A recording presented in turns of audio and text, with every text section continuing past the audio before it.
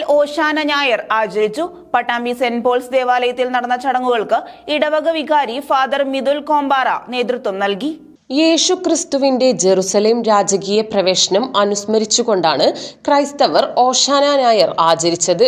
Pattambi saint Paul's ദേവാലയത്തിൽ ഓശാന തിരുകർമ്മങ്ങളും കുരുത്തോല പ്രദക്ഷിണവും നടത്തി. ഓശാന തിരുകർമ്മങ്ങൾക്ക് ഇടവക വികാരി ഫാദർ മിഥുൽ കോമ്പാറ നേതൃത്വം നൽകി. ജെറുസലേം നഗരത്തിലേക്ക് കഴുതപ്പുറത്തു വരുന്ന ഈശോയ്ക്ക് വസ്ത്രങ്ങൾ വിരിച്ചും ഒലിവിൻ ശാഖകൾ നിരത്തിയും ജനങ്ങൾ ഓശാന പാടി എതിരേറ്റതിന്റെ ഓർമ്മയ്ക്കാണ് ക്രൈസ്തവർ ഓശാന ആചരിക്കുന്നത്.